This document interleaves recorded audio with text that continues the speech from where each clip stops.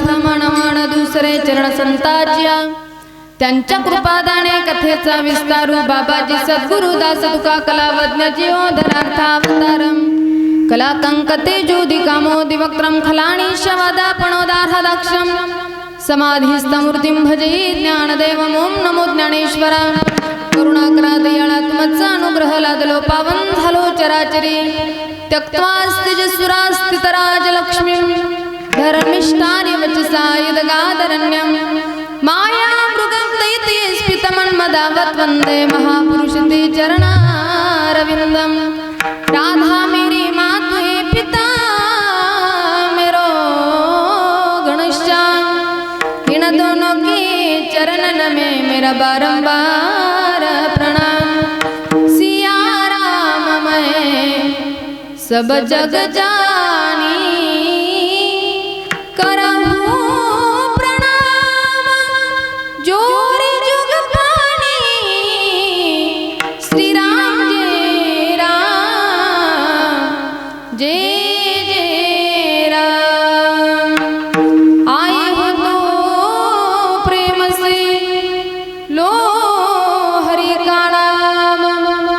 सब भक्तों को ये दासी का जय जय राधे श्याम।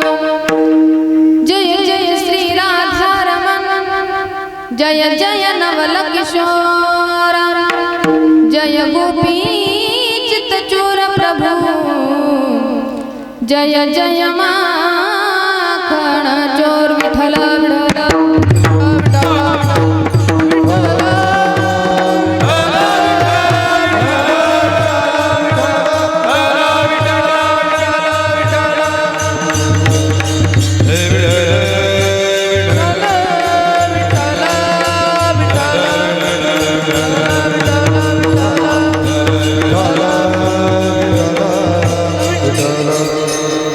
सावध झालो हरीच्या आलो जागरणा जेथे वैष्णवांचे भार जय जयकार गरजत असे प्रस्तुत प्राप्त प्रसंगी प्राप्त स्थळी प्राप्त समयी थोडासा आवाज असा विस्कटल्यासारखा होतो शार्प करा ना जरा प्रस्तुत प्राप्त प्रसंगी प्राप्त स्थळी प्राप्त समयी कीर्तन रूपी सेवेकरिता निवडलेला अभंग याच्यावत भूतलावर जन्माला आलेल्या प्रत्येक जडजीवांचा उद्धार करण्यासाठी ज्यांनी अवतार घेतला देहू निवासी देहूस्थित श्रीमंत श्री जगद्गुरु तुकोबर यांचा हा चारचरणाचा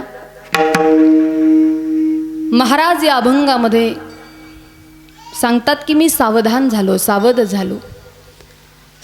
झालो असा अभंग ऐकल्यानंतर प्रत्येकाच्या लक्षात येईल महाराजांना नेमकं काय म्हणायचं पण एकदा सावध झालो म्हटलं तरी कळालं असतं पण महाराज सावध हा जो शब्द आहे याचा दोनदा उच्चारण करतात असं का करतात खरं तर याचा संपूर्ण विचार आपल्याला या अभंगामध्ये पाहायचा आहे तत्पूर्वी थोडासा अल्पसा परिहार देणं महत्त्वाचं आहे आज या ठिकाणी कैलासवासी गंगा भागीरथी परिगाबाई सखाराम करडे आज या आजींना या माऊलींना या परिवारातून जाऊन आज 1 वर्ष परिपूर्ण होते आणि त्यांच्या प्रथम पुण्यस्मरणाच्या निमित्तानं प्रथम वर्षश्राद्धाच्या निमित्तानं आपण समस्त सगळे सोयरे आप्तेष्ट सर्वच जण या ठिकाणी उपस्थित आहे खरं तर आजी जाऊन आज 1 वर्ष होते परंतु व्यक्ती गेल्यानंतर दुःख मनामध्ये किती जरी असलं पण तरीसुद्धा पाठीमागे जी मंडळी आहे त्यांना स्वतःचं कर्तृत्व कर्म मात्र निभवावं लागतं आणि म्हणून व्यक्ती गेल्यानंतर 10 दिवसानं दशक्रियाविधी केला जातो त्याच्यानंतर केला जातो तो 13व्यानंतर केलं जातं ते मासिक श्राद्ध दर व्यक्तीला दर महिन्याला एका व्यक्तीला त्या व्यक्तीच्या नावानं आपण जीव घालतो आणि त्याच्यानंतर वर्षभरानं केलं जातं ते वर्षी श्राद्ध पण याच्यात गोड अर्थ दडलेला आहे बरं श्रद्धेनं केलं जातं त्याला श्राद्ध म्हणतात नाहीतर काही लोकांना उगं करायचं म्हणून करायचं का बरं करता वर्षश्राद्ध उगं पाठीमागच्या लोकांनी केलं म्हणून आज आम्हाला करायचं पण असं अजिबात नाही याचा गूढ अर्थ असा आहे श्रद्धेनं करावं कारण लोकांना आजकाल मान्य नाही लोक म्हणतात गेले ते गेले हो इथं अन्नदान ज्ञानदान वस्त्रदान इथं त्यांच्या निमित्तानं केल्यानं त्यांना कुठं प्राप्त होणार आहे तुमचा जर विश्वास आमच्यावरती नसेल संत सांगतात हरकत नाही पण तुका म्हणे नाही विश्वास ज्या म्हणे पहावे पुराणी विचारूने आमच्यावर विश्वास नसला तर हरकत नाही पण पुराणावरती तरी आपला विश्वास असला पाहिजे पुराण हे काय आमच्या आजी आजोबा पंजोबांनी नाही लिहिलं पुराण प्रसिद्ध बोलिले वाल्मिक पुराणांनी लिहून ठेवलंय की आपले वाडवडील गेल्यानंतर खरं तर जो विधी आपण या ठिकाणी करतो निश्चित हे सगळं दानाचं पुण्य आज त्या जीवात्म्यांना प्राप्त होत असतं कारण गेलेल्या व्यक्तीसाठी 3 दिवस फार महत्त्वाचे अक्षय तृतीया पितृपक्ष आणि हा आहे वर्ष श्राद्धविधी हे 3 विधी फार महत्त्वाची या दिवशी साक्षात पूर्वज या ठिकाणी येत असतात बरं म्हणून वडिलांची पुण्यतिथी स्वर्गीचे पितर जयवती स्वर्गीच्या पितर जयवती स्वर्गीचे पितर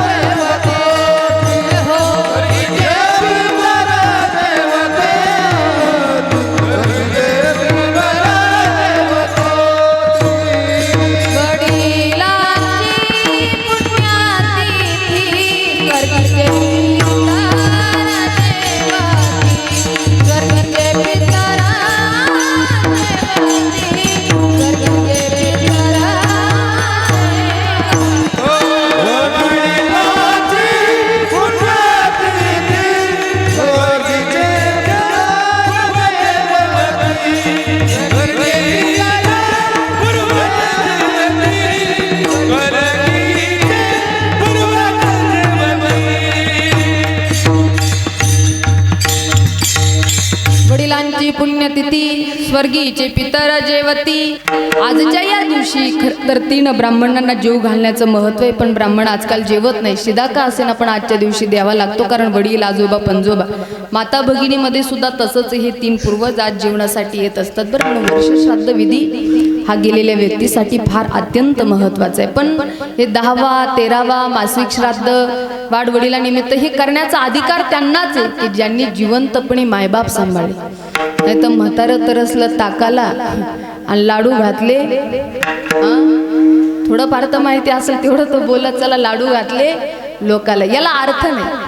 माता पिता जिवंत असताना त्यांची मनापासून सेवा करणं आणि ज्यांनी केली त्यांनाच खऱ्या अर्थानं हे विधी करण्याचे अधिकार आहे. खरं ते अधिकारी आणि म्हणून गेलेल्या व्यक्तीनिमित्तानं आपण हे जे काही विधी करतो हे शास्त्रामध्ये आहे. नवे नवे हे जे पुण्य संपादन करतो निश्चित त्या जीवात्म्यांना हे पुण्य प्राप्त होत असतं. आणि म्हणून काहींना मान्यच नसतं. ते म्हणतात तुम्ही काय कीर्तनकार लोकांनी पोटं भरण्याचे धंदे काढले, करा कीर्तन करा प्रवचन. इथं ते गेले, आता इथं केल्यानं थोडी त्यांना प्राप्त होतं. काही तर उगं करायचं म्हणून करायचं करत असतात. बरं, एकदा मला फोन आला, म्हणे ताई आमच्या बाबा वारले, फार वयस्कर होते म्हटले, आता त्यांचं श्राद्ध आलं, आम्हाला कीर्तन करायचं होतं म्हटलं करू ना, पण किती घेता म्हणे सुपारी. म्हटलं सुपाऱ्या बिपाऱ्या नाही पण मानधन घेऊ, पण सांगा ना किती घेता. म्हटलं एवढं एवढं मानधन होईल. ते म्हणे मग ताई एक करा ना, कीर्तन करण्यापेक्षा आपण साधं प्रवचन करू, प्रवचनाचे किती लावू. म्हणलं प्रवचन काय कीर्तन काय, यायचं ती यावं लागतं, बोलायचं तसं काही प्रवचन केलं कीर्तन केलं कमी जास्त होणार नाही. मग ते म्हणले आता कसं आहे ना, गेले ते गेले हो, पण उगा आता करायचं म्हणून करायचं. म्हणलं मग करू नका. हां, श्रद्धा प्रेम महत्त्वाचं आहे, करायचं असेल तर अंतःकरणापासून. म्हणून वर्ष श्राद्धाचं महत्त्वच एवढं गूढ आहे. शास्त्र सांगतं श्रद्धेनं केलं जातं त्याला श्राद्ध म्हणतात. आणि म्हणून आज हा वर्ष श्राद्धाचा दिवस आहे. खरं तर आजी जाण्याचं दुःख या परिवारावरती मोठं आहे. आम्ही यावं आणि शब्दात सांगावं आणि त्यांचं सांत्वन व्हावं असं अजिबात नसतं. आम्हाला शब्दात दुःख मांडणं सोपं आहे, पण ज्या परिवारावरती ती वेळ आली त्या परिवाराला त्या दुःखातून सावरणं तसं एवढंही सोपं नाही. खरं तर आई जाणं म्हणजे जीवनातला सुखाचा समुद्र सागर आटणं असतं. वडील जाणं म्हणजे घरातला आधारवड जाणं असतं. हे दुःख पचवणं त्या परिवारासाठी एवढं सोपं नसतं. आई घरामध्ये असते ना, बाप घरामध्ये असतो त्यावेळेला काही वेगळा रुबाब असतो. बरं, पण ते एकदा या विश्वातून निघून गेले. जसं डोंगराआड गेलेला सूर्य आम्हाला आज ना उद्या दिसणार आहे, पण या मातीआड गेलेले मायबाप पुन्हा आपल्याला या डोळ्याला कधीच दिसणार नाही. आज ह्या परिगा आई गेल्या, आज वर्ष झालं. त्यांचे मुली आहे, त्यांचा मुलगा आहे, हा परिवार आईच्या पाठीमागे आहे. वर्षभरामध्ये परिगाबाई या परिवाराला, आजीबाई या परिवाराला दिसल्या नाही आणि भविष्यात सुद्धा कधी दिसणार नाही. कारण गेलेला व्यक्ती अशा ठिकाणी निघून जातो की तिथं आपण चिठ्ठी पाठवू शकत नाही, तिथं मेसेज करू शकत नाही, तिथं कॉल करू शकत नाही, कधी आपल्या भावना त्या व्यक्ती समोर आपण प्रगट करू शकत नाही. अशा ठिकाणी निघून गेलेले असतात. कि चिठ्ठी ना कोई संदेश जाने ओ कौन सा देश जहाँ तुम चले गए. चिट्ठी ना कोई संदेश जाने ओ कौन सा देश जहाँ तुम चले गए, जहाँ तुम चले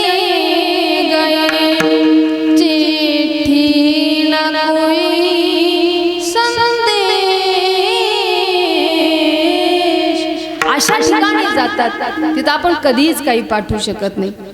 म्हणून आमच्याकडं शब्द भावना एवढ्या शिल्लक असतात की कुठे गेली माझी आई मला करमत नाही. हे ना माझे आई, हे ना माझे आई, कुठे गेली माझी आई मला करमत नाही.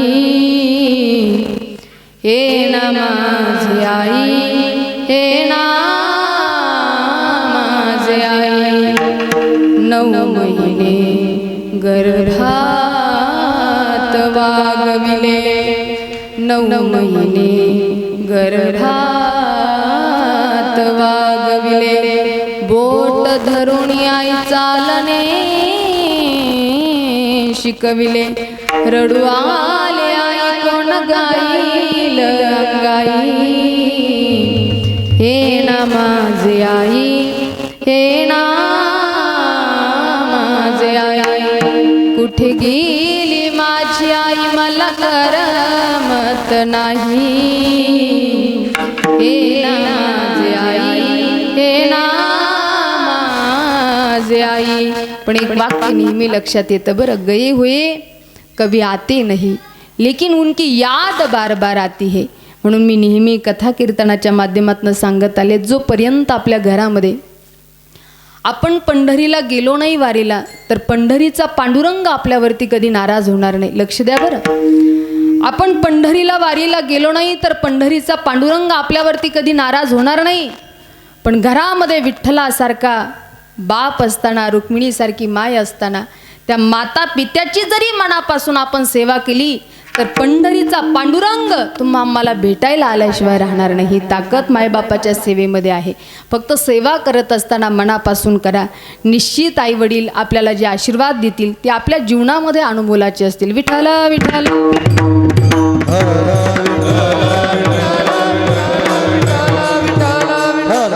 म्हणून आज स्वर्गीय आजींना जाऊन आज वर्ष पूर्ण होते, परंतु 10 दिवसानं वर्ष 10वा केला जातो, त्याच्यानंतर केला जातो तो 13वा. 10वा या व्यक्तीच्या इच्छापूर्तीसाठी केला जातो. लक्ष देऊन ऐका बरं, फार कमी वेळ कीर्तन मी करणार आहे, अधिक वेळ तुमचा घेणार नाही, पण कमी वेळेमध्ये कधीही न ऐकलेलं अतिशय गोड चिंतन मी तुम्हाला देणार आहे. त्यामुळे चिंतन श्रवण करत असताना सर्वांगाचे कान करून ऐका. जणू काही सगळ्याच महाराष्ट्राचा ओला सुका दुष्काळ आपल्यावरती पडला असं काही कीर्तनाला बसू नका. माझ्या 10व्याला आल्यासारखं तर अजिबातच माझ्याकडे पाहू नका. अगदी प्रसन्न बसा, एवढे प्रसन्न बसा की तुमच्याकडे पाहून तास अर्धा तास तरी मला गोड प्रेमानं कीर्तन करावं वाटेल, एवढं प्रसन्न बसा. 10 दिवसानं केला जातो तो दशक्रिया विधी व्यक्तीच्या इच्छापूर्तीसाठी. त्याच्यानंतर केला जातो तो 13वा विधी. 10वा हा विधी आहे आणि 13वा हे शास्त्र आहे. विधी एखाद्या वेळेला आपण बदलू शकतो, पण शास्त्र मात्र आपल्याला बदलता येत नाही. परंतु शास्त्रामध्ये असं वर्णन आहे की 13वा जो आहे हा, या 13व्याच्या दिवशी आपण 13 लोकांना जीव घालतो. का बरं घालतात माहिती का? उगा पाठीमागच्या लोकांनी घातलं म्हणून आज आम्हाला घालायचं, पण 13व्याच्या दिवशी 13 लोकांना जीव घातल्या जातं. याचं कारण असं आहे, यमपुरीचा जो प्रवास आहे तो 365 दिवसाचा आहे. लक्ष द्या. आणि या 365 दिवसामध्ये गेलेल्या जीवात्म्यांना भोजन भेटावं याच्यासाठी तर 13 लोक जर आम्ही जीव घातले तर 12 महिने आपल्या जीवात्म्यांना त्या ठिकाणी भोजन प्राप्त होतं. मग तुम्ही म्हणताल ताई 365 दिवसा 12 महिने येतात, मग 13 लोकांचा अट्टहास का? जर यदा कदाचित टेके महाराज जर अधिक मास आला तर या अधिक मासातही आपल्या जीवात्म्यांना उपवाशी राहावं लागू नये याच्यासाठी 13 लोकांना जीव घातल्या जातं.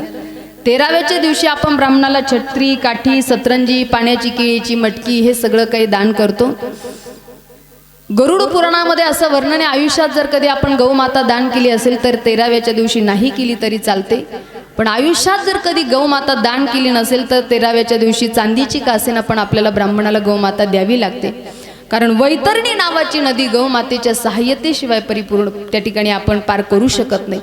म्हणून हे सगळं काही ब्राह्मणाला द्यावं लागतं. त्याच्यानंतर केलं जातं ते मासिक श्राद्ध. आणि या वर्षीचा मेलेला दिवस धरून जे 1 वर्षानं केलं जातं ते वर्ष श्राद्ध आहे. परंतु ज्या वेळेला आपण आपल्या वाडवडिलांना, गेलेल्या पूर्वजांना आनंदित करतो, तृप्त करतो, त्यावेळेला ते आपल्यावरती प्रसन्न होतात आणि करतात काय की तुका म्हणे पितृ आशीर्वाद देती कल्याण इच्छिती तया फळा. पण जर आपण याने त्यांच्या निमित्तानं इथं कुठलेही क्रियाकर्म केले नाही तर मग मात्र ते गेलेले पूर्वज, गेलेले पितर आपल्यावरती नाराज होतात आणि करतात काय तर आहा कटा त्याचे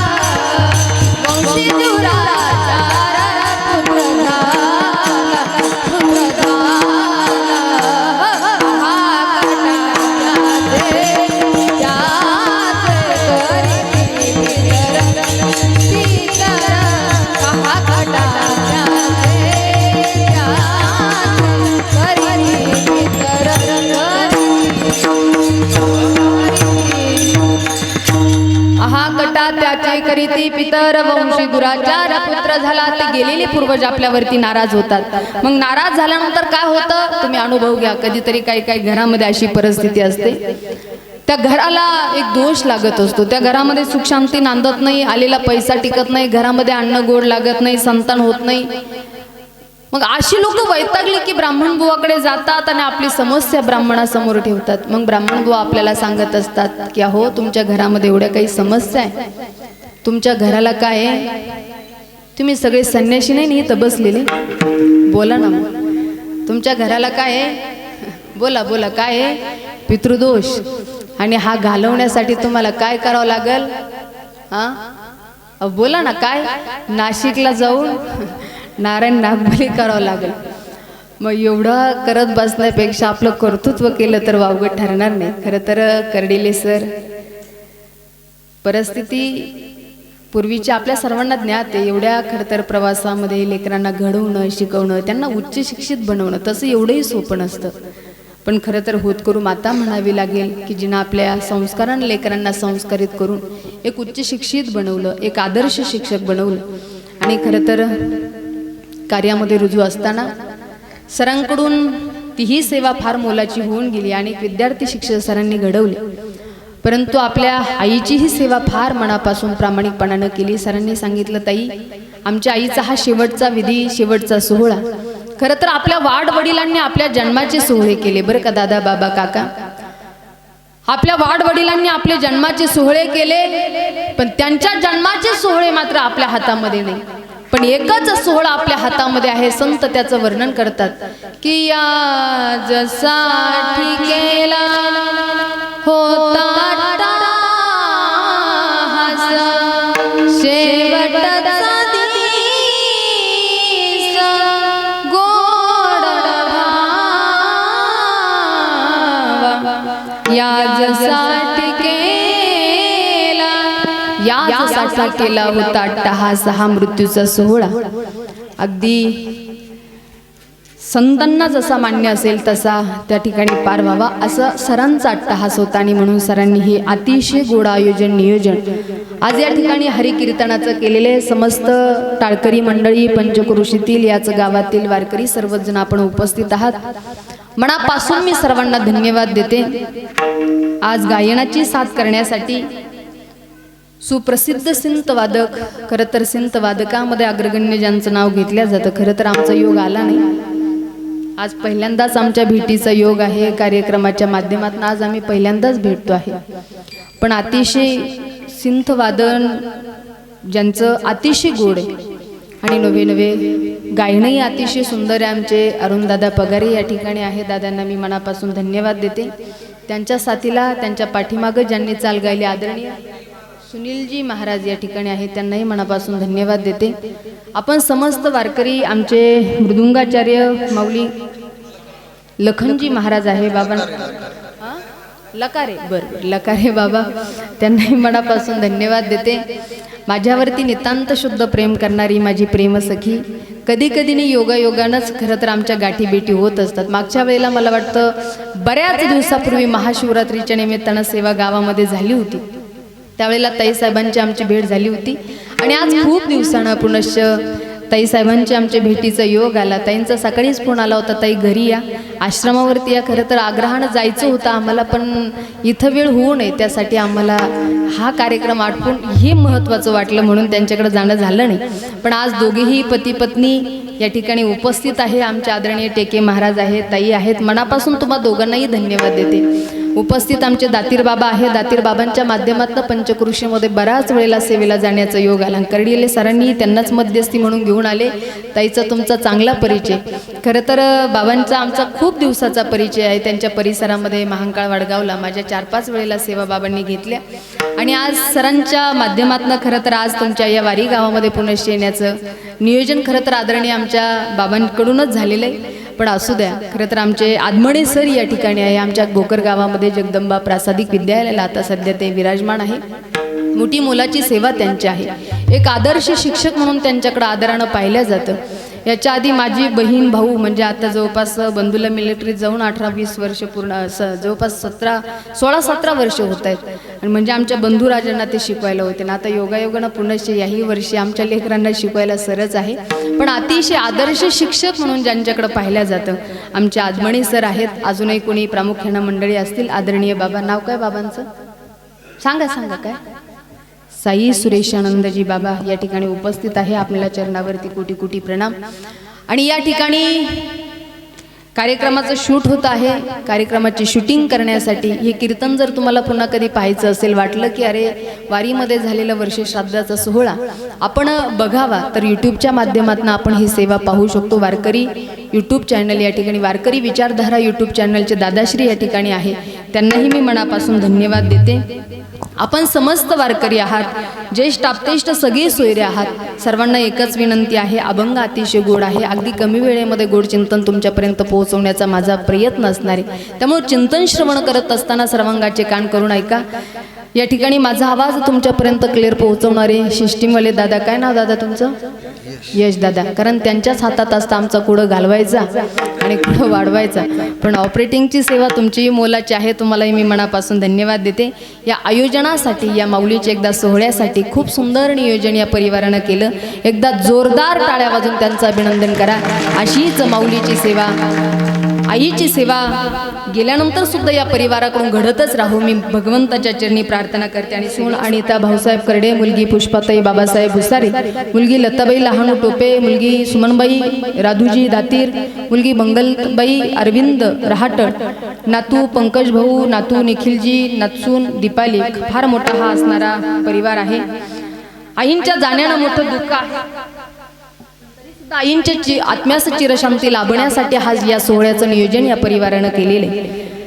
अभंग जगद्गुरु तुकोबारायांचा सेवेकरिता निवडला. तुकोबा ज्याप्रमाणे बुद्धी देईल, संत महापुरुष नवे नवे भगवंत ज्याप्रमाणे बुद्धी देईल त्याप्रमाणे अभंगावरती बोलण्याचा माझा फक्त प्रयत्न असणार आहे. महाराज म्हणतात मी सावधान झालो, मी सावध झालो. महाराज तुम्ही एकदा जरी सावध म्हटले असते तरी आम्हाला कळालं असतं. पण शब्द जरी एक असला पण अर्थ मात्र त्याचे दोन आहे. बरं, जसं की नेपाळचे लोक असतात, तिकडे कामधंदे नसले की ते आपल्या गावाकडे काम करण्यासाठी येतात किंवा रात्रीच्याला साथी बाबा म्हणून फिरत असतात. आपण आपल्या लेकरांना भेव दाखवत असतोय, आरडाओरडा करू नको, लवकर शांततेनं झोपून घे नाहीतर साथी बाबा येईल म्हणतो ना.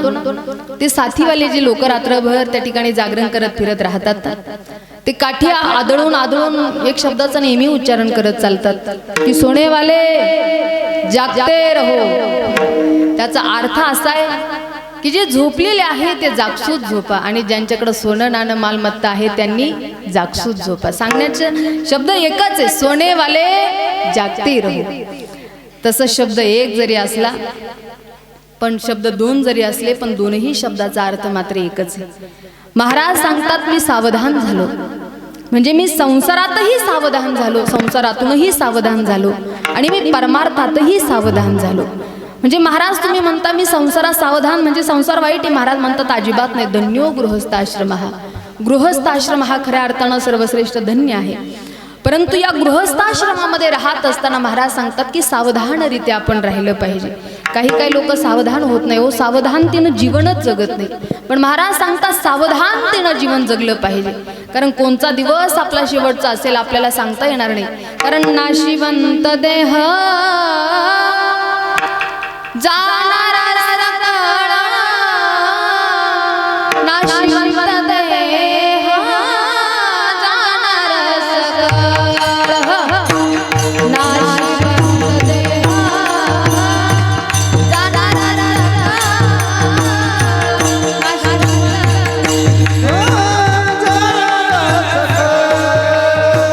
नाशिवंत देह जाणारा सकळ.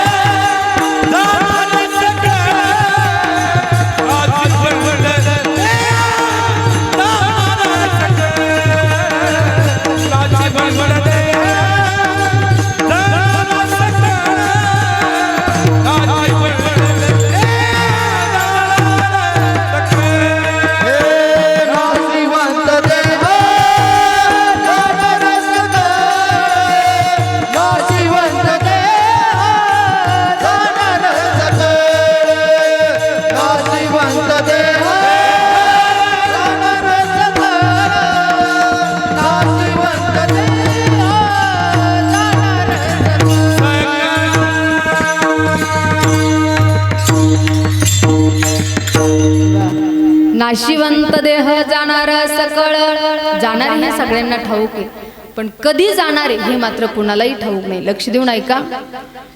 तुम्हा आम्हाला जन्माला कुठे यायचं, कुठल्या घरात, कुठल्या जातीत, कुठल्या कुळात, कुठल्या गावात आपल्याला ठाऊक आहे का? अजिबात नाही. आपला जाण्याचा दिवस कुणाला माहिती का? बसलेल्यापैकी किंवा इथून पुढे आरतीताई आम्ही 5 दिवस जगणारच आहे अशी किती लोकांना गॅरंटी? त्यांनी वरबोट करा बरं. आहे का कुणाला गॅरंटी? अजिबात नाही. म्हणजे आपला शेवटचा दिवस कधी हेही आपल्याला सांगता येणार नाही बरं का दादा, बाबा, काका. जन्म कुठे होणार आहे, काय होणार आहे, कुठल्या जातीत, कुठल्या कुळात, कुठल्या घरात, कुठल्या गावात हे आपल्याला ठाऊक नाही. आपलं मरण कधी येणार हे आपल्याला सांगता येणार नाही. एकच गोष्ट आपल्या हातामध्ये आहे, ते म्हणजे जगणं. जगायचं कसं एवढंच आपल्या हातामध्ये. पण महाराज सांगता सावधानरित्या आपण जीवन जगलं पाहिजे, कारण कधी आयुष्याचा शेवटचा दिवस असेल हे आपल्याला सांगता येणार नाही. म्हणून सावधानतेनं राहा. जसं रामदास स्वामी लग्न मंडपामध्ये बोहल्यावरती ज्या वेळेला उभं राहिले, सावधान हा शब्द ऐकला आणि बोहल्यावरनं उडी मारून पळून गेले. शबरी मातेचा ज्या वेळेला विवाह सोहळा होता आणि बिल्लांचा राज्य असणारी त्यांची कन्या शबरी माता, तिच्या लग्नासाठी जनावरांची दावण बांधलेली आणि त्यांना कापून आलेल्या वराडी मंडळीला जीव घालायचं होतं. तिनं विचारलं, बाबा हे सगळं कशासाठी? बाबांना सांगितलं, बाई मी बिल्लांचा राजा आहे आणि राजाच्या मुलीचं लग्न म्हणल्यानंतर ह्या सगळ्या आलेल्या अतिथीला, आलेल्या पाहुण्यांना तृप्त तर करावं लागेल, त्याच्यासाठी ही व्यवस्था आहे. त्या शबरी मातेनं तेव्हा विचार केला, माझ्या लग्नासाठी जर एवढ्या पशुचा बळी जात असेल तर मी लग्न करणार नाही. त्या ठिकाणी पळून गेल्या शबरी माता. पण माझी शोधाशोध झाल्यानंतर मला सापडून आणल्या जाईल आणि माझा विवाह करून दिला जाईल म्हणून एक पशु मेलेला आहे, त्या पशुच्या आधारानं रात्रभर राहिल्या. आणि सकाळ झाल्यानंतर मातंग ऋषीच्या आश्रमात जाऊन अहोरात्र ज्यांनी सेवा केली, प्रत्यक्ष आजपर्यंत आपण ऐकत आलो, असं ऐकलं का कधी? शबरी माता चालत चालत गेल्या आणि रघुरायाची भेट झाली असं नाही. प्रत्यक्ष जगाचा बाप चालत आला आणि शबरी मातेला भेट दिली. हा शबरी मातेच्या भक्तीचा विजय. परंतु खऱ्या अर्थानं सावधान झाल्या शबरी माता. म्हणजे आपणही लग्न मंडप सोडून पळा असं मला म्हणायचं नाही, पण जीवनामध्ये सावधानरित्या आपण हे जीवन जगणं खऱ्या अर्थानं फार गरजेचं आहे. बरं, लग्न झाल्यानंतर 2-4 वर्ष अगदी आनंदात जातात. आता पहिली आणि आत्ताचा जो काळ आहे फार जमीन आसमानाचा बदल झाला. पहिलं लग्न सहजरित्या होऊन जायचे. पहिल्यांदा मुलीच्या आईबापाला टेन्शन असायचं की मुलीला कसं घर भेटेल, काय भेटेल, माणसं कशी असतील, किंवा काही झालं तर घरला येते का काय, अशी चिंता असायची पहिल्या लोकांना. मुलींनाही टेन्शन असायचं, बाई लग्न झाल्यानंतर मला सासू कशी भेटेल. बरोबर एक माया हो. पण आता सासूला टेन्शन आहे, बाई मला सून कशी भेटेल. ही वस्तुस्थिती. खरं परिस्थिती फार बदलून गेली हो. आता पोरांना एखादी भेटली ना नशिबानं, पहिलं तक्रारी असायच्या, महाराज असं झालं, तुमच्या पोरीनं तसं केलं. तिलाही भीती असायची, मला माहेरी काढून देते की काय. पण आता ती भीतीच राहिली नाही पोरी. आज ती भीतीच पोरींची निघून गेली. मनमानी सगळं काही झालं महाराज. त्या ठिकाणी मुलींना फार मनापासून तो पहिला जो धाक होता आता तो राहिला नाही. आता उलट मुलांनाच टेन्शन आहे, राहिली तर बरं, गेली निघून तर पुन्हा सापडायची, शोधायची, दुसरी करायची, पंचायत राहील. त्यामुळे आता पोरांना टेन्शन आहे. पण पहिले फार धाकात राहायच्या. पहिले माणसं मिशासुद्धा वाढवायच्या, कारण का बायका घाबरत होत्या. पण आता बायकाच घाबराना, तर त्या मिशा वाढून नेमकं करायचं तरी काय? त्या काय चहा बुडायच्या का? पहिला खूप महाराज रुबाब असायचा, पण आता तर रुबाब ना. आता एवढं हातामध्ये आला आमच्या. एक बाई तर अशी, जरा रेंजमध्ये बसा बरं, तर तुम्हाला कळत. एक बाई अशी 50 लोकांमध्ये उभा होती. तिनं फक्त नवऱ्याला असंच बोट केलं, असं बोट केलं की ते 50 लोकातलं उठलं, बायको कुडालं, बोल काय काम आहे.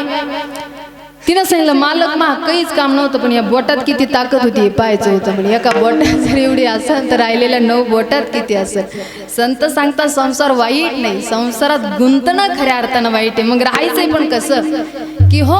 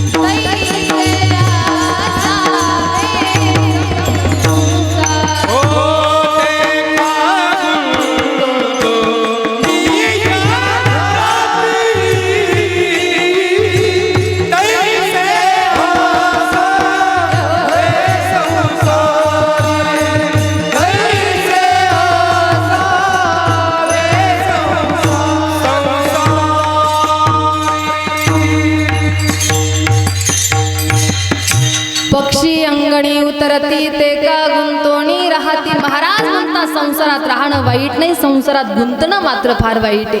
म्हणून लग्न झालं गृहस्थाश्रम श्रेष्ठ आहे, पण 4-10 वर्ष आनंदात जातात. लग्न झालं की ती चंद्रमुखी राहते. अगदी नवरा कुठं गेला, काय झालं, आल्याबरोबर चहा देईल, पाणी देईल, हे देईल, गेले तरी कधी येणार, काय येणार, किंवा ड्युटीला जाणार असला तरी हे करून दे, ते करून दे. अगदी 2-4 वर्ष आनंदात. पण एकदा की लेकरू बाळ झालं आणि हा थकून आला आणि बायकोला म्हणला पाणी दे. ओ तुम्हाला दिसत नाही का, मांडीवरती लेकरू आहे, तुम्ही प्या आणि मलाही आणून द्या. मग ती सूर्यमुखी होते. पहिल्यांदा चंद्रमुखी राहते, नंतर सूर्यमुखी होते. आता ही कष्ट करून करून करून शरीराची झीज होते. त्या ठिकाणी लेकरं लहानची मोठे होतात, शरीराला वृद्धपणा प्राप्त झालेला राहतो. नाक मूक गळू लागले, लाळ आणि शिंबुड. पण त्याच घरामध्ये राहणारी मंडळी ज्या वेळेला नको ते शब्द बोलते, बाईला म्हणे खरं मरता तरी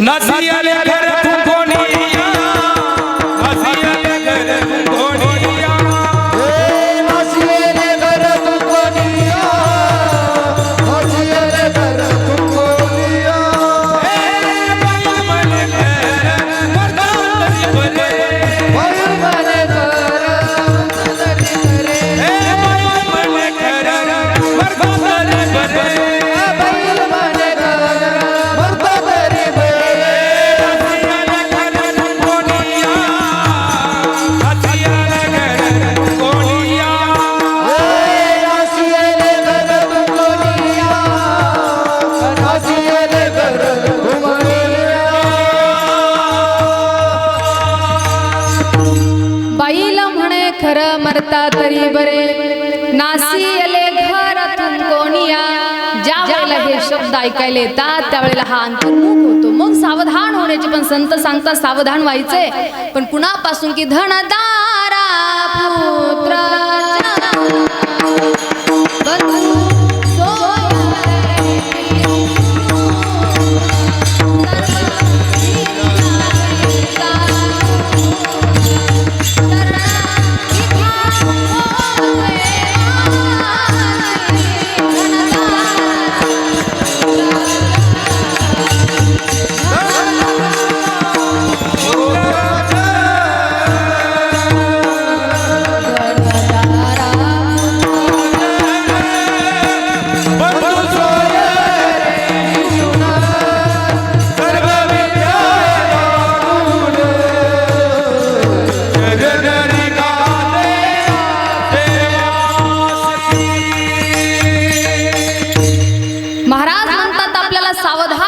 पण कुणापासून धनदारा पुत्रजन, ज्यांना आपण आपलं आपलं आपलं आपलं करत राहतो, ज्यांच्यासाठी आपण रात्रंदिवस खटाटोप करतो, ज्यांच्यासाठी आपण एवढा खस्ता खातो, हे भविष्यात आपल्यासाठी खातील की नाही या प्रति मात्र शंका आहे.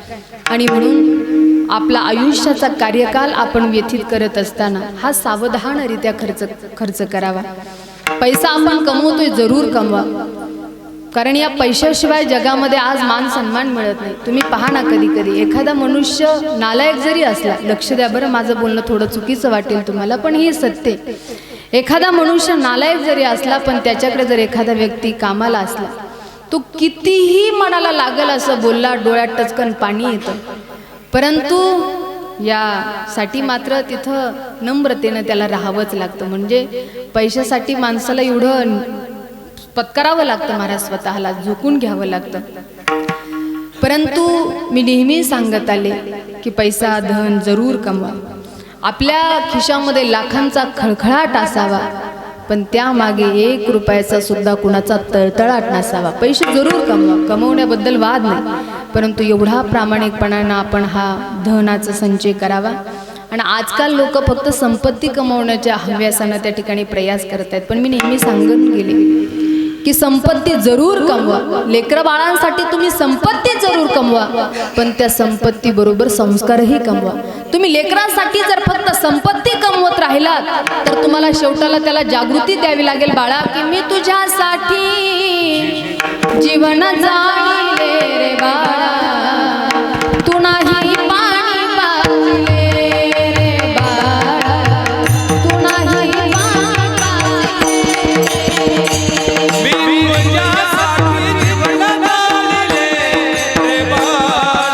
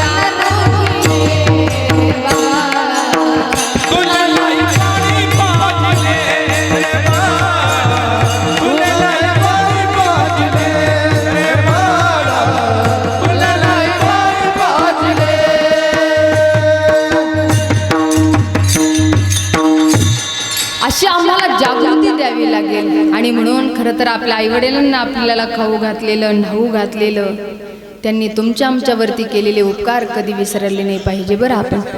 कुतू विसरू नको लढीवाळा आईचा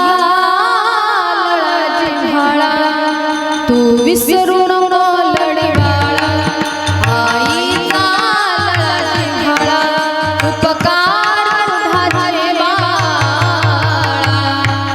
उपकार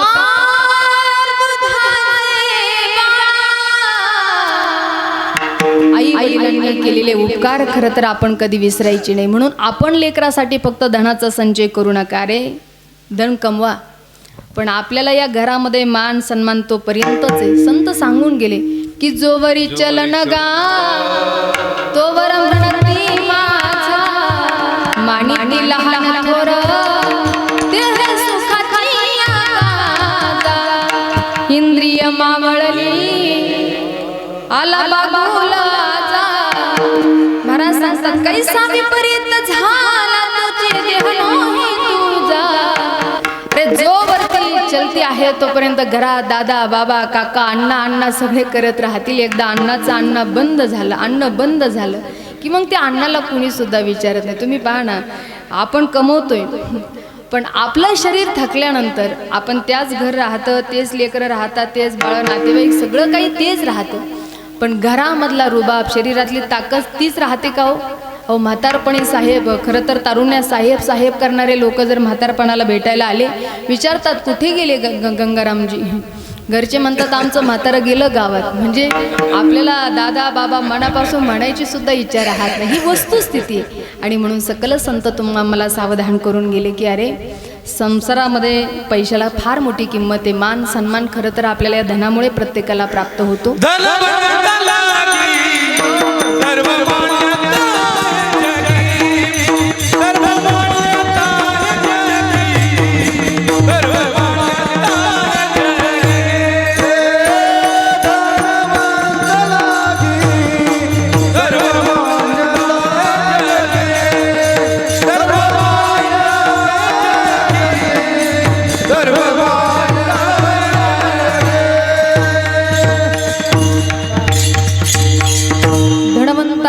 सर्व मान्यता आहे जगी. अगदी समर्पक प्रमाण दिलं बरं अरुण महाराज. वा खरं सांगू का, कीर्तन म्हणलं की साथीदारांचीच गरज आहे. हा कीर्तनकार कसाही असू द्या, पण हे साथीदार जर परफेक्ट असतील तर संपूर्ण कथा कीर्तन उडवून येण्याची ताकद तुमच्यामध्ये. पण तुका म्हणे येते पाहिजे जातीचे वेड्या गबळाची, तर जातीवंत वारकऱ्याची गरज नाही. तर आमच्या नशिबात डिस्प्ले गेलेले, सिम कार्ड नसलेले, वायरा तुटलेले, फिजा उडालेले. आपण एक म्हणून त्यांनी मागं तिसरंच प्रमाण दिलं, रंगणी रांगत गुलगुला बोलत.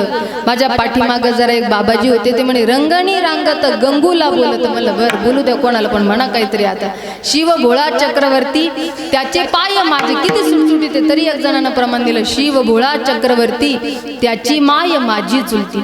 म्हणजे शब्द सुद्धा लोकांनी आपापल्या पद्धतीने असे परफेक्ट बसवले. पण खरंच कीर्तनात साथीदारांची गरज आहे. आणि कर्डिले परिवारानं तर फार सुंदर नियोजन केलं बरं. कारण हे नियोजन सगळ्यांनाच शक्य असतं, सगळ्यांनाच जमतं असं नाही. नाही तर बाई मोठ्याची करायची आणि ऊस तुडीला पाठवायची, याला अर्थच नसतो. इथं जेवढे तोला मोलाचे मंडळी बोलवले तेवढंच तोला मोलाचं नियोजनही फार महत्त्वाचं आहे. आणि म्हणून अतिशय सुंदर समर्पक प्रमाण दिलं बरं. धनवंता लागे सर्व मान्यता आहे जगी. खरं तर धनवानाला फार किंमत आहे. तुम्ही पहा, एक वस्तुस्थिती सांगेल मी तुम्हाला, लक्ष द्या. लक्ष दिलं तर माझं बोलणं कळेल. श्रीमंताच्या घरावर जर कावळा बसला ना, बरं का टेके महाराज, श्रीमंताच्या घरावर जर कावळा बसला तरी सुद्धा लोकांना तो मोर दिसतो. आणि गरिबाचं घरचं भुकेनं उपवाशी राहिलं, व्याकुळ जरी झालं तरी लोकांना ते चोर दिसतं. ही आजची शोकांतिका आहे. म्हणजे खरं तर आज धनाला फार किंमत आहे. पण संत सांगतात अरे ज्यांच्यासाठी तुम्ही एवढा अट्टहास करताय, एवढं काही सायास प्रयासानं त्या ठिकाणी लबाडीनं काही काही कशाही पद्धतीनं लेकरा बाळासाठी संचय करून ठेवतात. काही काही तर एवढं कमवतात, एवढं कमवतात, ही तर पिढी खाईल, पुढची खाईल, पण त्यांना माझी तिसरी पिढी काय खाईल याची चिंता असते. खाईल भुसाच्या बनग्या. अरे एवढी भविष्यातली चिंता करता कशासाठी? महाराज सांगता सध्याचं पहा. कारण आपण ज्यांच्यासाठी खस्ता खातोय, खटाटोप करतोय, त्यांना आपली जाणीवच असेल असं मात्र नाही. एक राजा भरतवारीचं फार जगप्रसिद्ध उदाहरण आहे. तुम्ही कधी ऐकलं असेल आणि नसेल ऐकलं तर सर्वांगाचे कान करून ऐका. नक्की आपल्यालाही जागृती आल्याशिवाय राहणार नाही. त्रिविक्रमादित्यांचा भाऊ होता, उज्जैनचा राजा. खरं तर अतिशय मोठं ज्यांचं नाव आहे ते भर्तृहरीजी महाराज. त्यांचं लग्न झालं ना, त्यांचं बायकोवरती फार प्रेम होतं आणि निश्चित असलं पाहिजे. आज ती पत्नी तुमच्या आमच्यासाठी घरादाराचा त्याग करून आपल्याकडे आलेली असते. जन्म एका ठिकाणी होतो, लालन पालन एका ठिकाणी होतं, पण तुमचा आमचा संसार अगदी सुखानं सांभाळते शेवटच्या श्वासापर्यंत. तुम्ही पहा ना, कधीतरी एवढे सायास प्रयास तिचे असतात, पण शाळेमध्ये जर नाव टाकायचं कोणाचं वेळ येते त्यावेळेला बापाचं नाव. खरं तर आजपर्यंत हे कोडं उलगडलं नाही आणि हे कोडं तुम्ही कुणाला विचारू नका, हे देवालाही सांगता येणार नाही. पण खरं पाहिलं तर समर्पण माऊलीच आहे, परंतु एवढं समर्पण नावासाठी कधी अट्टहास नाही. किती समर्पण असतं स्त्रीचं. कधीतरी हे समर्पण माय माऊल्यांचं आपण पुरुषांनी नक्की समजून घेतलं पाहिजे आणि घरची लक्ष्मी म्हणून शेवटच्या श्वासापर्यंत तिला जपलं पाहिजे. विक्रमादित्यांचा तो भाऊ भर्तृहरीजी, त्यांचं बरं का दादा बाबा काका एवढं स्वतःच्या पत्नीवरती प्रेम होतं, म्हणजे एवढे प्रेमामध्ये ते रत झालेले होते. अरुण महाराज जर एखादा संन्यासी पुरुष जर त्यांना भर्तृहरींना दिसला तर त्यांच्या कपाळावरती आढ्या पडायच्या. त्या म्हणायच्या अरे काय मूर्ख लोक म्हणावी हे, की एवढं सुंदर सांसारिक जीवन सोडलं आणि हा संन्यास घेतला, बरं काय आहे या जीवनामध्ये तरी, म्हणजे एवढा त्यांना द्वेष वाटायचा. परंतु फार ज्ञानी असणारे भर्तृहरीजी, पण या बाबतीत विचाराचा अभावच म्हणावा लागेल. पण एक साधू जात होते आणि साधू हे मनातलं जाणतात. साधूला पाहिला एवढा विद्वान व्यक्ती आहे, पण कुठंतरी अज्ञान आहे म्हटले यांच्याजवळ. यांना हे आपण दाखवून दिलं पाहिजे. म्हणजे आमच्याकडं पाहिल्यानंतर खरं तर आम्ही जे करतो आहे हा भक्ती मार्ग आहे, हा सर्वश्रेष्ठ मार्ग आहे, पण आमच्याकडे पाहून जर यांना द्वेष वाटत असेल तर यांचं जे द्वेषत्व आहे हे आपण जागृत केलं पाहिजे.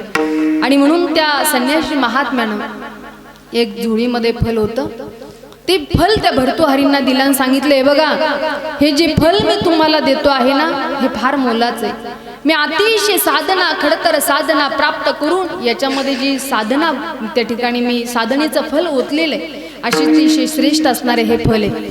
त्यामुळे तुम्ही हे फल जर सेवन केलं तर तुम्ही अमर व्हाल. त्या भर्तृहरीला ज्या वेळेला सांगितलं त्यावेळेला भर्तृहरी प्रसन्न झाला, पण ते फळ हातामध्ये घेऊन विचार करू लागला, अरे मी जर अमर झालो आणि जर भविष्यामध्ये मी प्रेम करणारी जर माझी बायकोच गेली तर मी अमर होऊन करू काय. माझी बायको तर माझी सहचारिणी माझ्यासोबत सदैव असली पाहिजे, कारण माझं तिच्यावरती फार प्रेम आहे. म्हणून त्या भर्तृहरींनी ते फळ स्वतः खाल्लं नाही, त्यांनी ते फळ आपल्या बायकोला दिलं. बायकोला सांगितलंय बघ, एका साधूनं मला हे दिलेलं फळ आहे आणि हे तू सेवन कर, याच्यामध्ये एवढी ताकद एवढी शक्ती की तू अमर होशील. ती म्हटली बाई मी अमर होऊन करू काय. पण तिचं प्रेम खरं तर राजावरती नव्हतं, घोड्याचा खरारा करणारा जो होता ना त्याच्यावरती तिचं प्रेम होतं. ती म्हणली मी अमर झाले, जर तो मेला तर मग मला अमर होऊन उपयोग काय. खरं तर तो अमर झाला पाहिजे आणि म्हणून घोड्याचा खरारा करणारा जो सेवक होता त्याला ते फळ दिलं. त्याला सांगितलं हे फळ मला राजानं दिलं, पण मला नकोय, मला अमर व्हायचं नाही, तू अमर झाला पाहिजे अशी माझी इच्छा आहे, तू अमर हो. आणि त्यावेळेला त्या व्यक्तीला फळाचं महात्म्य कळाल्यानंतर त्यानं सांगितलं मी अमर होऊन करू काय. खरं तर त्याचं प्रेम राणीवरती नव्हतं, त्याचं प्रेम एका भांडे घासणाऱ्या बाईवरती होतं. तो म्हटलं मी अमर होण्यापेक्षा हे फळ जर एखाद्या माझ्या प्रियसीला जर मी दिलं तर ती अमर होईल, म्हणजे मलाही त्याचा आनंद असेल. आणि म्हणून त्या भांडे घासणाऱ्या बाईकडे ज्या वेळेला फळ आलं त्यावेळेला त्या बाईनं विचार केला, अरे मी हे फळ जर खाल्लं आणि मी जर अमर झाले तर आयुष्यभर मी लोकांचे धुणे भांडीच करायची का. मग हे जर फळ आपण गावच्या राजाला दिलं तर राजा अमर होईल आणि होईल तेवढी या जनार्दनाची सेवा या राजाला करता येईल. खरं तर हा तिचा विचार होता.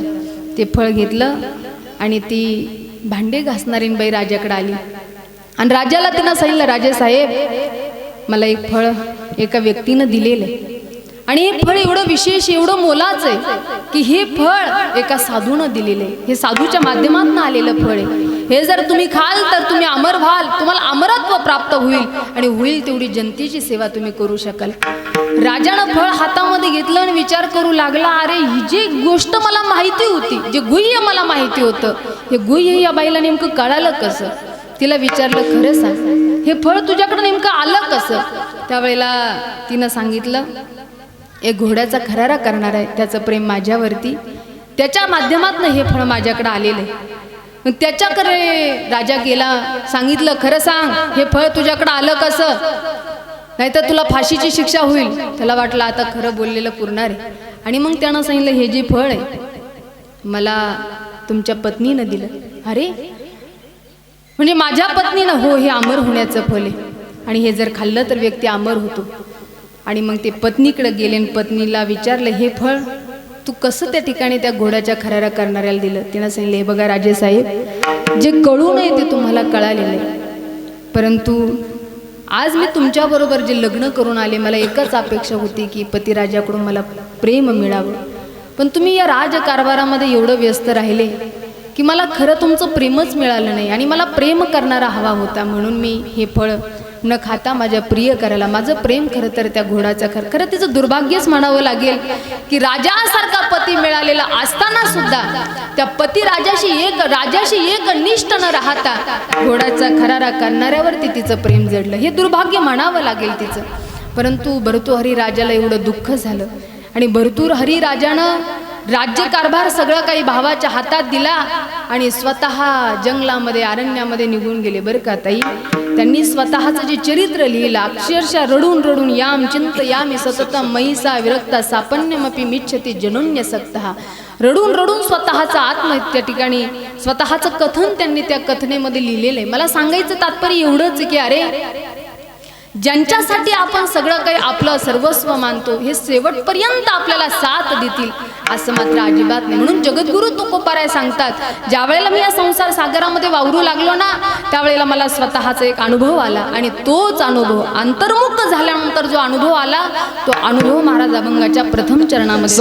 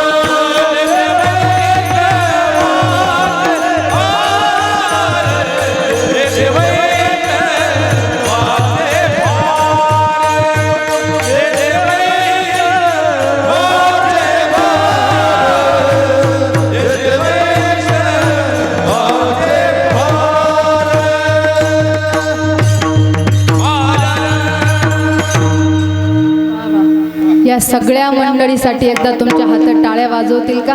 त्या बाते अतिशय सावध झालो, सावध झालो, सावध झालो, सावध झालो. अतिशय गोड चालीतून भाव प्रगट व्हावा एवढी गोड चाल गायली. बरं, अतिशय मनापासून धन्यवाद.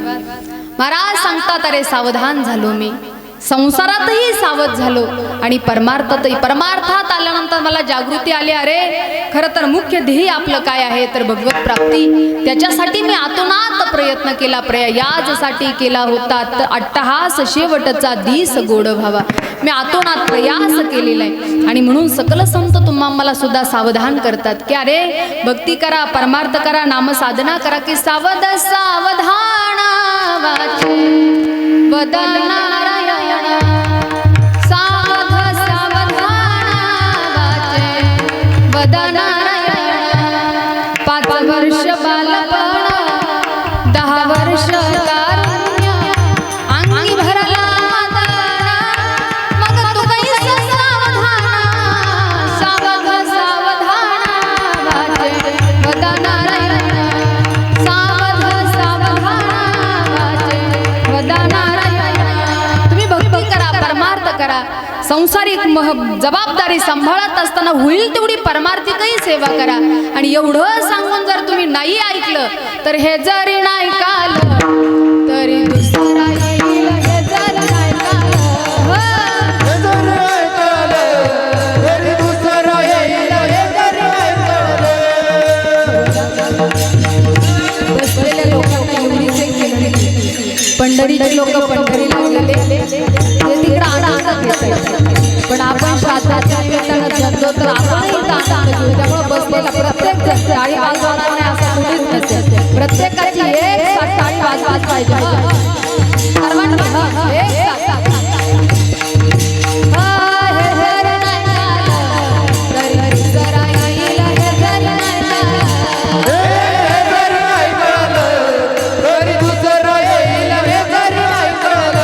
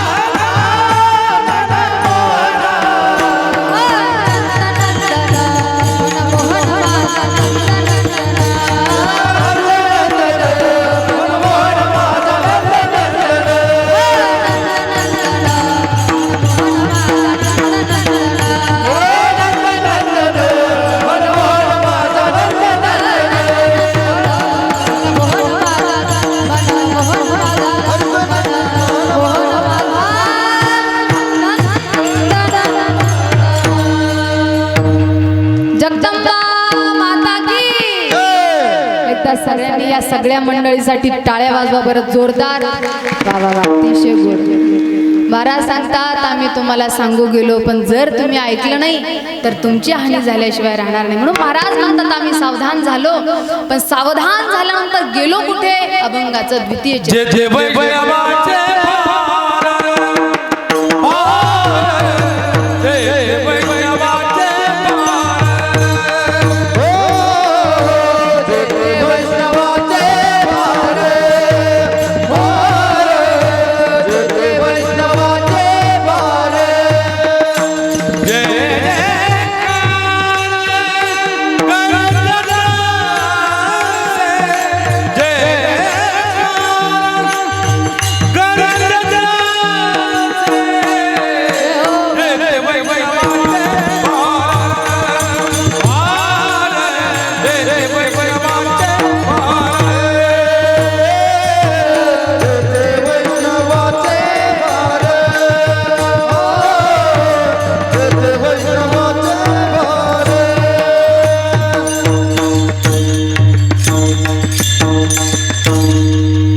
जेथे वैष्णवांचे भार जय जयकार गरजत असे अशा ठिकाणी गेलो जिथं वैष्णव आहे, जिथं वैष्णवांचा जयघोष चालू आहे. आता आपण सगळी इकडे जरी असलो, पंढरीच्या वारीमध्ये आपले कुणी ना कुणी वारीला गेलेले, तिकडं वारीमध्ये जरी दिसले ना तर आपल्याला असं वाटतं मीच जणू काही वारीमध्ये. कारण आता सगळ्यांना वेदच आहे की चला हो चला पंढरी जाऊ जीवाच्या जीवला पाहू. चला हो पंढरी जाऊ जीवाच्या जीवला पाहू. संत महंत होतील भेटी, संत महंत होतील भेटी. आनंदेना वाळवंटी, आनंदेना वाळवंटी. चला हो चला हो चला हो पंढरी जाऊ जीवाच्या जीवला पाहू. चला हो पंढरी जाऊ जीवाच्या जीवला पाहू. जीवला पाहू. जीवला पाहू. बरं का दादा बाबा काका, वारीचा प्रेड चालू आहे आणि म्हणून सांगेल असं नाही, पण निश्चित जीवनामध्ये एक तरी पंढरीची वारी केली पाहिजे. बरं तुम्ही इतर प्रांतात जा, कुठेही जा, इकडे होत आमचे टेके महाराजांच्या नेहमी ट्रिपा असतात. आणि तुम्ही कधीतरी दूर दूरपर्यंत उत्तर प्रदेश, मध्य प्रदेश, उज्जैनीकडे गेले असाल, तिकडं जा. देवाचं जे दर्शन आहे ते अत्यंत दुरून आहे. बरं का दातीर काका, आपल्याला दूर उभं राहून पांडुरंगा, कोणताही देव असू द्या, कान्हाजी असू द्या, बाकी बिहारी असू द्या, इकडं कुठेही जा, दुरून देवाचं दर्शन आहे. पण एकमेव महाराष्ट्रातलं पंढरपूर दैवत असं आहे की ज्या पांडुरंगाचं दर्शन मस्तक ठेवून दर्शन आहे. एकमेव पंढरीचा पांडुरंग आहे. पण 100 वाऱ्या जर पंढरीच्या आपण गाडीमध्ये बसून करत असाल, 100 वाऱ्या जर आपण गाडीमध्ये बसून करत असाल, पण एक जर पायी वारी केली तर 100 वाऱ्या गाडीमध्ये बसून करणे इतकं पुण्य एका पायी वारीमध्ये आहे. म्हणून जन्मास येऊन पहारे पंढरी. तुम्ही म्हणताल आम्हाला सांगता तुम्ही, खरं तर मी 7वी पासून वारीला जाते. याही वर्षी नियोजन होतं, पण मागच्या वर्षी जवळपास 4 महिने मा नर्मदा मैयाच्या परिक्रमेला पैदल गेले. 4-5 महिने तिकडं व्यस्त म्हणजे व्यथित गेले. आणि व्यथित केल्यामुळं आता थोडासा लेकरांचा अभ्यासक्रम आपल्यामुळं अडथळू नये त्याच्यासाठी सगळ्या काही गोष्टी शक्य होत नाही. परंतु निश्चित आपण वारकऱ्यानं पंढरीला गेलं पाहिजे. एवढा आनंद आहे महाराज. आता वारकरी तिकडे आनंद घेतात, तिथं बसलेले एखाद्या वारकऱ्याला एवढी काही उत्सुकता लागते की आपण जणू काही पंढरीच्या वारीतच आहे. पण तुकोबराय सांगतात आम्ही सावधान झाल्यानंतर गेलो कुठे? जेथे वैष्णवांचे भार जे जे कार संत सानिध्यामध्ये गेल्या कारणानं आमची अवस्था आहे पळवून या गेली झोप होते पाप आडते. आमचं पाप जळून भस्म झालं. संतांच्या सानिध्यामध्ये गेल्यानंतर अज्ञान त्या ठिकाणी आमचं निवृत्त झालं. ही संत संगतीतली ताकद आहे. आणि म्हणून आजही आपला हा सत्संग आईंच्या माध्यमातून चालू आहे. त्यामुळं सकल वारकऱ्यांना, भाविक भक्तांना विनंती आहे की आपण या सोहळ्यासाठी उपस्थित आहे. एकदा सगळ्यांनी ताड बसा, श्रद्धेनं 2 हाताने टाळी आमच्याबरोबर सगळ्यांनी प्रेमानं भजन करा. खरं तर आनंद आहे, वेळ थोडासा झालेला आहे. तसं मी दातीर काकांना सांगितलं होतं, काका मी बरोबर 10ला पोहोचते. पण काका म्हणले ताई थोडासा कार्यक्रम आपण उशिरा चालू करू, कारण पाहुणे आता थोडंसं येता उशीर होतो आणि अचानकच टायमाला लोक येतात. त्यामुळं थोडंसं बरोबर 11च्या दरम्यान आपण चालू करू. त्यामुळं कार्यक्रम थोडासा 15-20 मिनटं फार झाला तर अर्धा तास लेट जरी झाला असला, पण अधिक वेळ न घेता योग्य वेळेला आपण थांबणार आहे. सकल वारकऱ्यांना विनंती आहे, आपण सगळ्यांनी टाळी वाजवायची, आमच्याबरोबर प्रेमानं भजन करायचे. खरं तर मला खूप आनंद वाटला की वारी गावामध्ये जवळपास ताई 10 वर्ष झाले असेल त्या कार्यक्रमाला. त्यावेळेला मी महाशिवरात्रीच्या कार्यक्रमाला आले होते. त्याच्यानंतर हा वारी गावामध्ये पुनश्च फार दिवसानं कर्डिले सरामुळे आलेला हा योग आहे. पण नियोजन मात्र अत्यंत सुंदर केलं. खरं तर मान सन्मान हे आयोजनं नियोजनं हे आपल्याच भागामध्ये पाहायला भेटतात. अरुण महाराज काही भागात इकडं थोडा वेळ शांत बसा फक्त. आपण इकडं पलीकडं गेलो ना, काही भागामध्ये महाराज एवढं काही मानधन देतील, पण या व्यवस्थेमध्ये मात्र थोडासा कमकुवतपणा कुठेतरी जाणवत असतो. पण नियोजन सगळंच महत्त्वाचं मोलाचं असतं. प्रेम, माणुसकी, मान सन्मान हाही फार महत्त्वाचा असतो. कारण एखादा व्यक्ती विनाकारण आपल्या घरी येत नाही, काहीतरी प्रेम छोटीशी चीज आहे आणि या प्रेमामुळे माणूस येत असतो. आत्ता मला इकडे येता रस्ता सुचत नव्हता. एका परिवाराला आम्ही सहज उभा राहून विचारलं तर त्यांनी सांगितलं, ताई तुमची भोजन इथं गावात कीर्तन आहे ना, भोजनाची व्यवस्था तुमची आमच्याकडेच आहे. पण एवढी सुंदर तयारी त्यांची चालू असते की अरे आज आमच्या घरी संत येणार. आणि संत सांगून गेले की ज्या दिवशी आपल्या घरी संत येईल, ज्या दिवशी संतांची भेट होईल, तो दिवस आपल्यासाठी कोणता असेल तर दसरा, दिवाळी, तुझी आम्हा सण, सखे संत जन भेटतील. पण सन्मान करण्याचं हे मनापासून कळालं पाहिजे, नाही तर काहींना काही नॉलेज नसतं. महाराज एकदा अरुण महाराज मी मुंबईला कीर्तनाला गेले आणि मुंबईला कीर्तनाला गेल्यानंतर माझं कीर्तन दुसऱ्या दिवशी अगदी जवळच होतं. पण आता कधी कधी असं होतं ना, काही भागामध्ये व्यवस्था नाही झाली की असं वाटतं आपलं घर गाठून पुन्हा कीर्तनाला आलेलं पुरतं.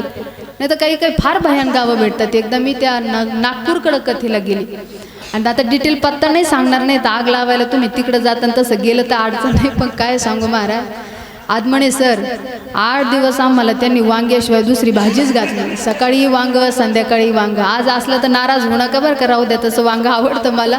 पण कधी कधी योग असा होतो, मी कीर्तनात सांगावं त्यांच्या घरी वांगच असावं, ते नाराज होऊन जातं. वांग आवडतं मला, पण ते 8 दिवस तेच हो, सकाळी वांग, संध्याकाळी वांग, सकाळी वांग, संध्याकाळी वांग. बाबा चपात्या नव्हत्या राहत, असा चपाताच राहायचा एवढा, एकच खान गपच राह. मी तर वैतागून गेले. त्या माऊलीला असं बाजूला घेतलं, म्हणलं बाई माऊली, आम्ही लय समृद्ध भागातले लोक आहे हो, थोडंसं बदल करा ना, ही रोज तेच आता नको वाटायला लागलं. ती बाई मला म्हणली, बाई आमच्या भागात अशी पद्धत आहे, बाहेरचा पाहुणा आला का त्याला वांग्याशिवाय दुसरं काही घालीतच नाही म्हणे. आम्ही असं वैतागून गेलो त्या गावामध्ये. कधी कधी भेटतात असे गावं.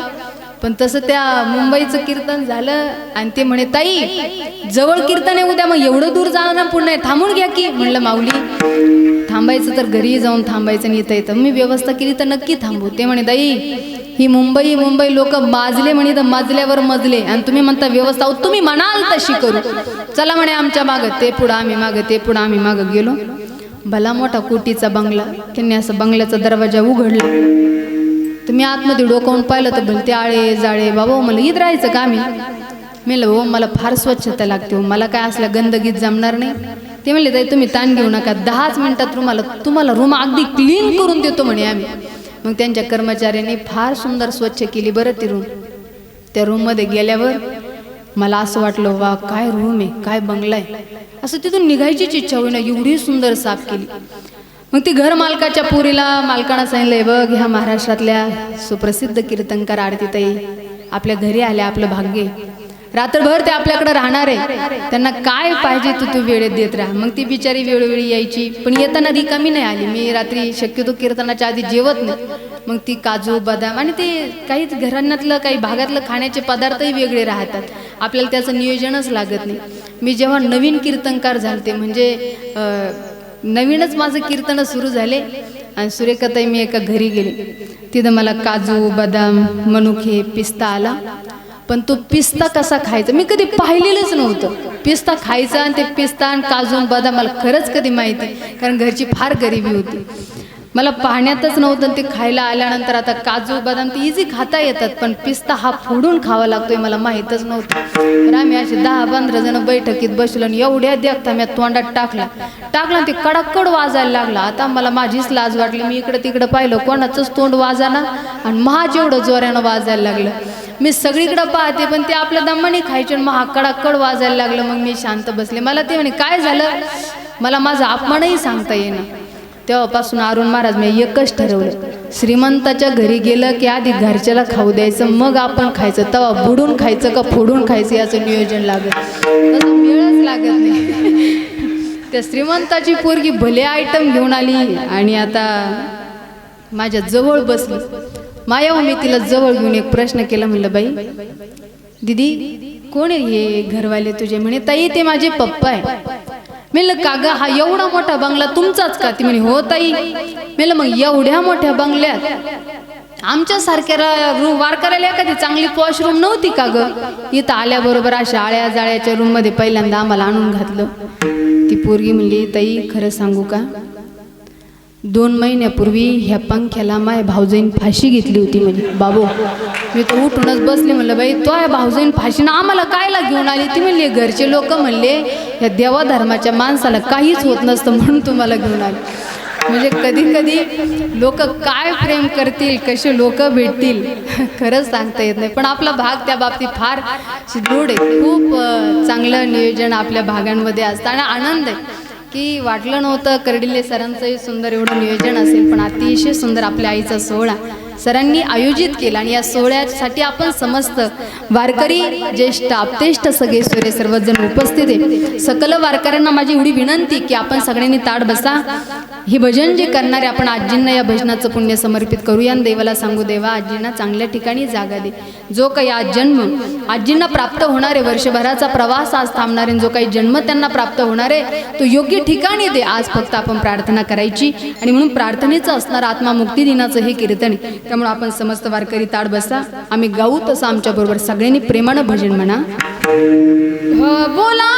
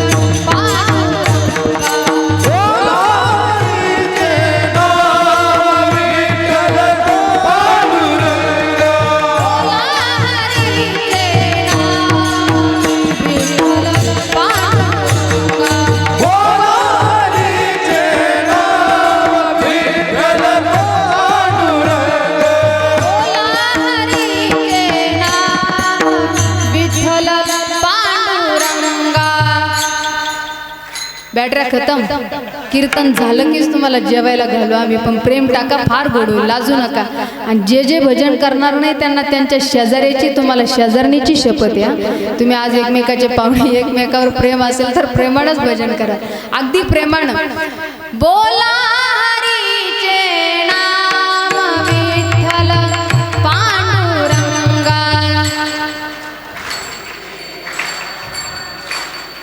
जय हो. येऊ द्या सगळ्यांचा सोबत आवाज येऊ. बोला हरीचे नाम विठ्ठल पांडुरंगा. वा पांडुरंग पांडुरंग पांडुरंग पांडुरंग पांडुरंग पांडुरंग पांडुरंग पांडुरंग. बोला बोला सगळ्यांचा आवाज येऊ द्या. हा बोला हरीचे नाम विठ्ठल पांडुरंगा.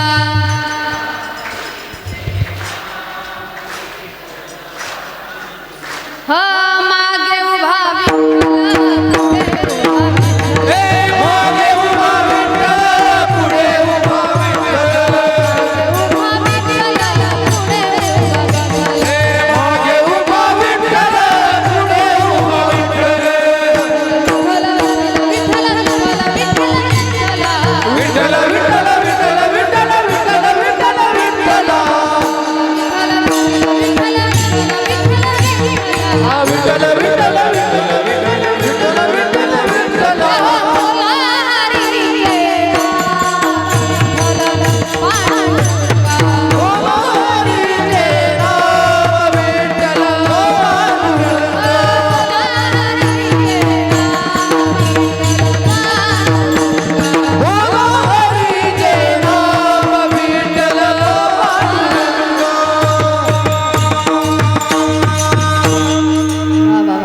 सुंदर भजन केले. एकदा टाळ्या वाजवा तुम्हीच तुमच्यासाठी. बाबा अतिशय सुंदर.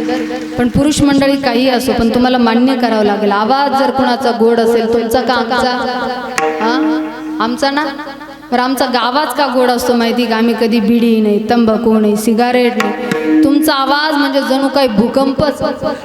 बऱ्याच जणांनी नाही होऊ दिला पण असू द्या. काही नाही केलं असेल काही नाही नसेल. पण आता मात्र महिला पुरुष आजूबाजूला बसलेले माझ्या समोरचे सगळ्यांनी आपले दोन्ही हात ताट वरती करायचे. सर्वांनी बरं हात आद्यांतर ठेवू नका नाही तर सांदेवात होतं. करा करा दादा बाबा काका करा. भजनासाठीच तर करायचे आपल्याला. आणि एक साथ टाळी प्रेमानं सगळ्यांनी भजन करायचे. ह विठोबा रखुमाई.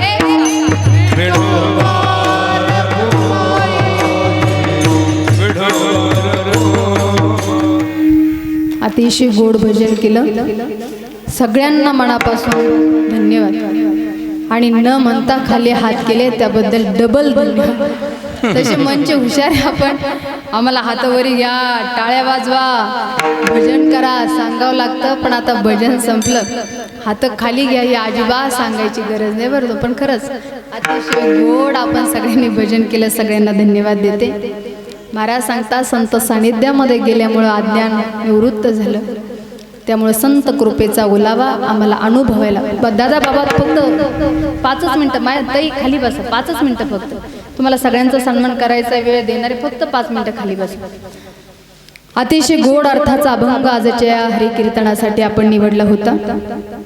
भगवंतानं मा जगदंबा मातेनं ज्याप्रमाणे बुद्धी दिली त्याप्रमाणे या अभंगावरती बोलण्याचा मी प्रयत्न केला. आज या हरी कीर्तनासाठी आपण उपस्थित सर्मस्त वारकरी गायनाचार्य मंडळी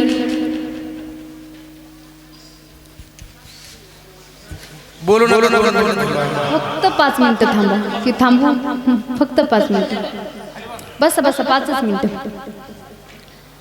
सगळ्यांनी अतिशय मोलाची साथ दिली.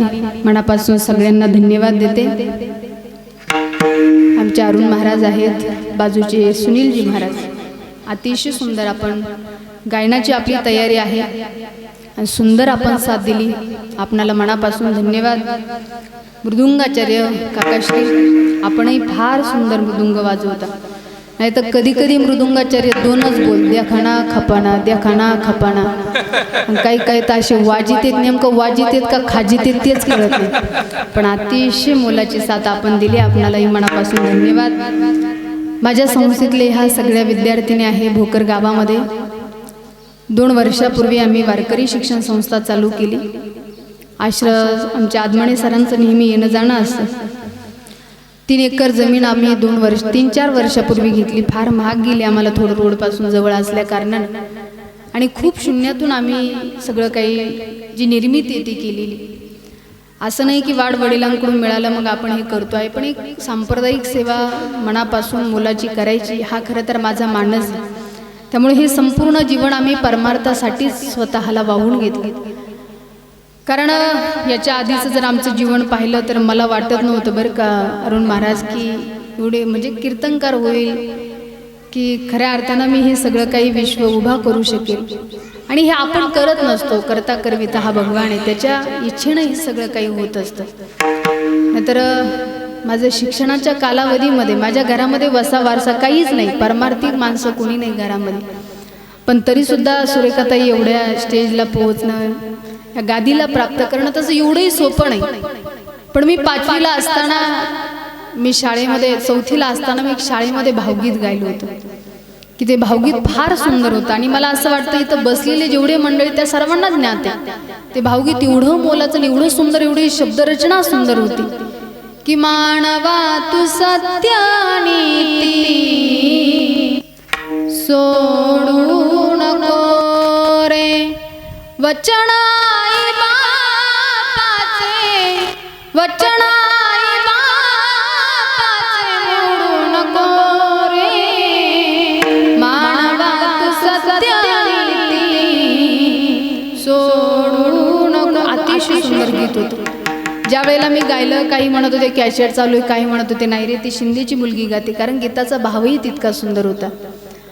पण त्यावेळेला परिस्थिती एवढी गरिबीची की शाळेचा पाया खोदण्यासाठी आमचे वडीलच येत होते. सर म्हटले, अहो दादा, काल कोणीतरी तुमची शिंदेची मुलगी होती म्हणले, तिने एवढं सुंदर भावगीत गायलं. वडील म्हणले, सर मुलगी माझी होती. दादा, तुमच्या मुलीचा एवढा आवाज गोड आहे, तर तुम्ही वारकरी शिक्षण संस्थेत टाकाना, फार प्रगती करेल तुमची पोरगी. त्यावेळेला मी 5वीला असताना वारकरी शिक्षण संस्थेत गेली. संस्था काय, काय अध्ययन असतं, काय अभ्यास असतो, काय नियम हे काहीच माहिती नव्हतं. पण संस्थेत गेले ना टेके महाराज, आता थोडा आपण लेकरांना फार सूट देतो, पण त्यावेळेला नसायचं तसं. आमचे शरद महाराज फार कडक, शिस्तबद्ध, आणि त्यांनी सांगून दिलं होतं आम्हाला पोरांना की अरे तुम्ही हरिपाठ पाठ करा. पण तो काय माझ्याच्यानं पाठ झाला नाही. मग 2 महिन्यानं महाराजांनी पाठांतर घेतलं, पण तो पाठ झालेलाच नव्हता. महाराजांनी सांगितलं, हे बघा, ज्यांचा हरिपाठ पाठ होणार नाही 1 महिनाभर अजून चान्स. 3 महिने चान्स दिले, पण त्यावेळेला फार छोटी बुद्धी, तेवढी छोटी, फार पाठ होत नव्हतं लवकर, आणि 3 महिने झालाच नाही. आणि 4थ्या महिन्यामध्ये मग महाराजांनी जरा कडकच नियम लागू केले. हे बघा, ज्यांचा हरिपाठ पाठ नाही त्यांना मी सांगेल तोपर्यंत उभं राहावं. आता तुम्हाला इथं ऐकल्यावर खोटं वाटेल, परंतु त्यावेळेला थंडीच्या दिवसात मी 2-3 पोरी होतो त्या सांप्रदायिक, त्यामुळे त्यांना फार कठीण गेलं नाही. पण मला थोडंसं सांप्रदायिक घराणा नसल्यामुळं थोडंसं कठीण गेलं. तो काय हरिपाठ पाठ झाला नाही. ज्या वेळेला नियमानं मग पाठ करावा लागला, तुम्हाला आता खोटं वाटेल, पण रात्रीच्या अक्षरशः 2-2, 3-3 वाजेपर्यंत ज्या वेळेला थंडीमध्ये असं उभं राहून पाठ करायची वेळ आली ना, त्यावेळेला मी म्हणायचे स्वतःला, छे काय असतं हे कथाकार कीर्तनकार होऊन. पण हा संप्रदायाचा अनुभव आज जवळपास 14 ते 15-20 वर्षाच्या पासून घेते. कुठली गोष्ट तुम्हाला दाव्यानं सांगू शकेल अथवा न शकेल, पण एक गोष्ट मात्र मी दाव्यानं सांगू शकते, अरे माझ्या वारकरी संप्रदायामध्ये जो मान आहे, जो सन्मान आहे, जी इज्जत आहे, आज 80 वर्षाचा करोडपती माणूस असू द्या, तो आमच्या चरणाला स्पर्श करतो. ही ताकद माझी नाही, तर ही ताकद माझ्या वारकरी संप्रदायाची. म्हणून मी नेहमी सांगत आले, संप्रदायाप्रती आपला शुद्ध भाव असू द्या, संप्रदायानं आपलं मार्गक्रमण असू द्या. आपलं भाग्य थोर की आपल्या गावामध्ये वारकरी शिक्षण संस्था उपलब्ध आहे. आणि आज खरं सांगू का, संपत्तीपेक्षा संस्काराची गरज आहे. तुम्ही लेकरं संस्थेत घालून कथाकार कीर्तनकार करा, मी अजिबात म्हणणार नाही, पण एक चांगला मुलगा, चांगला सुसंस्कृत मुलगा आपल्या पोटी आहे याचा आपल्याला सुद्धा आनंद वाटेल, असे संस्कार खरं तर वारकरी शिक्षण संस्थेत दिले जातात. म्हणून संस्कारासाठी का असेना, पण 1-2 वर्ष का असेना लेकरं मुली संस्थेमध्ये आपण पाठवल्या पाहिजे. ही वारकरी शिक्षण संस्था आपल्या गावामध्ये, गावाच्या थोडंसं बाजूला उपलब्ध आहे. आणि म्हणून आदरणीय आमचे दोन्हीही ताईसाहेब, खरं तर त्यांच्या साथीला त्यांचे पतिदेव आहे. मोठी दोघांची मोलाची सेवा आहे, आणि आज आमच्या सेवेला उपस्थित राहिलात, मनापासून आपणालाही धन्यवाद. आपण समस्त वारकरी आहात. आमचे कर्डिले सरांची फार मोठी मोलाची सेवा, खरं तर विद्यार्थ्यांना घडवण्यामध्ये त्यांची मोठी सेवा होती. आज सरांच्याच असणाऱ्या मातोश्री, मी मगाशी बोलून गेले की स्वतःचं जीवन खडतर प्रवास खरं तर माऊलींचा झाला, पण लेकरं घडावे त्या ठिकाणी शिकून त्या ठिकाणी सुसंस्कारित व्हावे ह्या भावनेनं माऊलींनी योग्य संस्कार करून लेकरांना घडवलं. आणि म्हणून आज हे विश्व त्यांना खरं तर पाहायला मिळतं. म्हणून आईंना मी त्या ठिकाणी श्रद्धांजली तर आपण सर्वजण अर्पण करतोच आहे, पण भगवंतानं योग्य ठिकाणी जागा देऊ ही भगवंताच्या चरणी प्रार्थना करते. सरांनी जो सोहळा आयोजित केला, मी कर्डिले सरांनाही मनापासून धन्यवाद देते. आमच्या काकांनाही, दातीर काकांनाही धन्यवाद देते. आमच्या आदमणे सर, मी मागाशी बोलून गेले, की आमचे एक अतिशय आदर्श शिक्षक म्हणून ज्यांच्याकडं पाहिलं जातं, अनेक वर्षांना पुनश्च आमच्या गावामध्ये सेवेसाठी आता रुजू आहे आणि आमच्या सगळ्या विद्यार्थिनींना अतिशय सुंदर संस्कारानं घडवण्याचं काम शाळेमध्ये सुद्धा आमचे आदरणीय आदमणे सर करतायत. ही मोठी सर्वांची सेवा असते. असो, सर्वजण आपण उपस्थित राहिलात, मी सर्वांना मनापासून धन्यवाद देते. सर्वांच्या चरणारविंदी सेवा समर्पित करून सेवेला याच ठिकाणी पूर्णविराम. ज्ञानेश्वरा